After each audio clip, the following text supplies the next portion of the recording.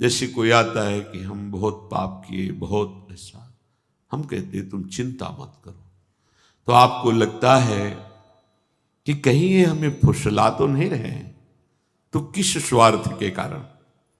ये भी तो विचार करो कि इनका हमसे कोई स्वार्थ है क्या?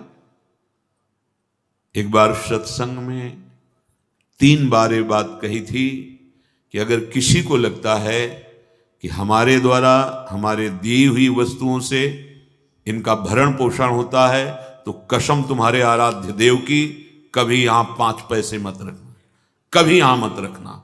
हम इष्ट के भरोसे हैं, तुम्हारे भरोसे नहीं। हमारा इष्ट अनंत ब्रह्मांड तुम्हारे सहयोग से नहीं बनाया है। उसकी गरज होगी ना वो करेगा, ना गरज होगी ना तो भी हमारे मंजीरे बजना नहीं रुकेंगे। प्राण निकल रहे होंगे तो भी राधा कह के ही निकलेंगे। तुम्हारे भरोसे नहीं, भरोसो दृढ़ इन चरणन केरो।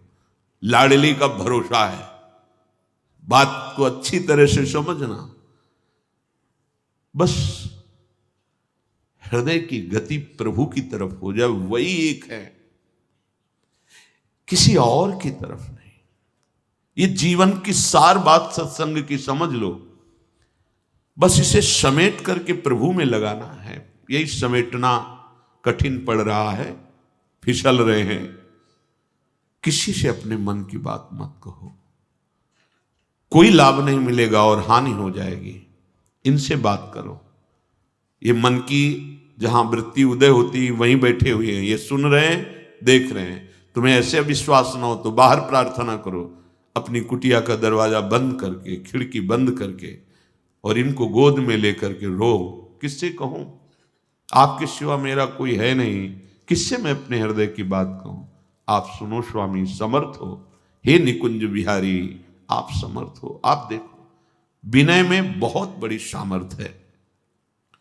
तुम अविगत हो, अर्थात तुम्हारे समीप किसी की गति नहीं है, अव्यक्त है।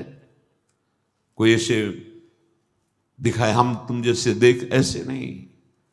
वो दिव्य दृष्टि संपन्न महापुरुष होते हैं, जिनको खुले नेत्र भगवान दिखाई देते हैं। भजन किया है, उसके फल में उनको दृष्टि प्राप्त हुई है। उसी दृष्टि में चराचर जगत को अपने आराध्य देव के रूप में अविगत है। सबकी गति नहीं इनकी तरफ। सब कोई प्रधानमंत्री से जाके हाथ मिला लेगा?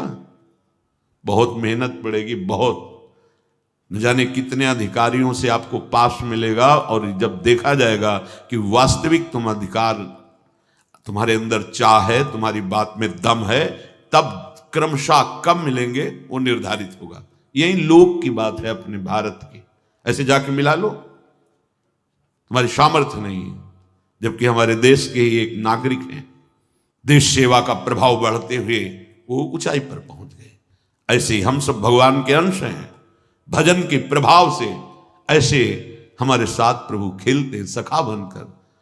हमारे साथ प्रभु वात्सल्य भाव बढ़ जाए तो बेटा बन के खेलते हैं, कांता भाव बढ़ जाए तो प्रीतम बन के खेलते हैं, स्वामी भाव, दास्य भाव, स्वामी। जब तक हमारे हृदय में इनसे अपनापन नहीं जागृत होता तब तक ये अविगत है। गति नहीं किसकी कि पकड़ सके, इनको देख सके। पर ये अनाथों से बहुत प्यार करते हैं। अनाथ जल्दी कोई अनाथ नहीं बन पाता, इसीलिए दीनानाथ का आश्रय नहीं मिल पाता। अगर कोई भी आश्रय लिए हो, अभी प्रभु की शुद्ध शरणागति नहीं हुई, अनाथ हो तो वास्तविक मेरा कौन है? मेरे हृदय की बात को कौन सुन सकता है? मेरे हृदय की पीड़ा को कौन मिटा सकता है?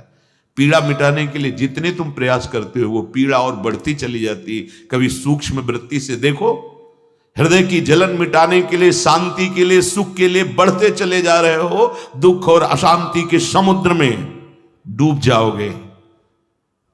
सुख और शांति तो प्रेम, भगवत चिंतन, भगवत आश्रय, भगवत आश्रय इस कोटि का कि कहीं किसी का आश्रय अन्य नहीं।